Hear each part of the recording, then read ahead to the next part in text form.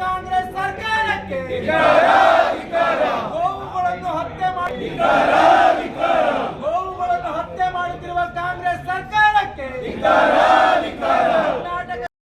ಆ ಭಾವನೆಗಳಿಗೆ ಯಾವಾಗಲೂ ಅಷ್ಟೇ. ಈ ಕಾಂಗ್ರೆಸ್ ಸರ್ಕಾರ ಬಂದಾಗೆಲ್ಲ ಸುಮ್ಮನೆ ಇದ್ದರೆ ಸರಿ, ಏನಾರ ಮಾಡಿ ಕೆದಕಬೇಕು.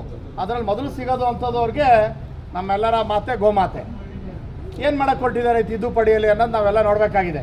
ಇನ್ನು ಈಗಷ್ಟೇ ಬಂದು ಅದನ್ನು ಪೂರ್ತಿ ಆ ಕಾನೂನು ಅಥವಾ ಆ ಕಾಯ್ದೆ ಇನ್ನೂ ಪೂರ್ತಿ ಅನುಷ್ಠಾನಕ್ಕೆ ಬರುವಂಥ ಸಂದರ್ಭನೇ ಇನ್ನೂ ಬಂದಿಲ್ಲ.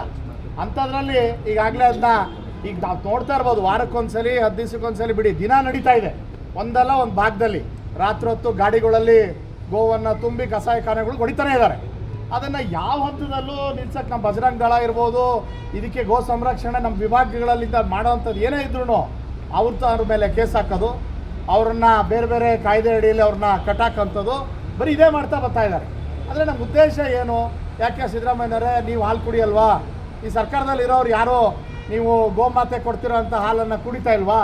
ಇವತ್ತು ನೀವು ಒಂದೊಂದು ವಿಭಾಗದಲ್ಲಿ ಇವತ್ತು ಹಾಲು ಒಕ್ಕೂಟದಿಂದ ನಡೀತಿರುವಂಥ ಹಲವಾರು ಎಲೆಕ್ಷನ್ಗಳು ಇರ್ಬೋದು, ಅದರಲ್ಲಿ ನಿಮ್ಗೆ ಅಧಿಕಾರ ಬೇಕು. KMF ಒಂದು ದೊಡ್ಡ ಯೋಜನೆ.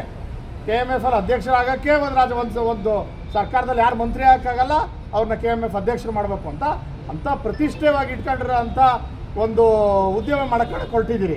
ಇವತ್ತು ಸಹ ಇಲ್ಲಿ ರಾಮ ಹೋಟ್ಲಲ್ಲೇ ಇದ್ರ ರಿಲೇಟೆಡ್ ಆಗಿ ಒಂದು ಫೆಡರೇಷನಿಂದ ಒಂದು ಇದನ್ನು ಆಯೋಜನೆ ಮಾಡಿದ್ದಾರೆ, ಮೀಟಿಂಗನ್ನು ಆಯೋಜನೆ ಮಾಡಿದ್ದಾರೆ. ಪಕ್ಕದ ಜಿಲ್ಲೆಯಿಂದ ಅದಕ್ಕೆ ಬೇರೆ ಬೇರೆ ಭಾಷಣಕಾರರು ಕರೆದಿದ್ದಾರೆ, ಬೇರೆ ಬೇರೆ ವಿಚಾರ ತೊಗೊಳ್ತಾ ಇದ್ದಾರೆ.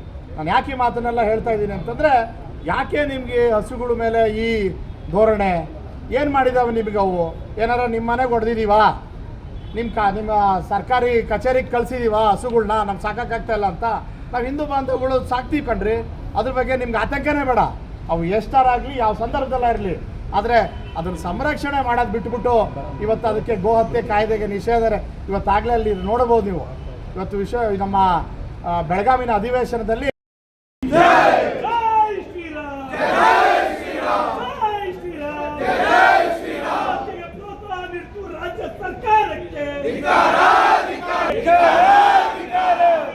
ಕಾಂಗ್ರೆಸ್ ಸರ್ಕಾರಕ್ಕೆ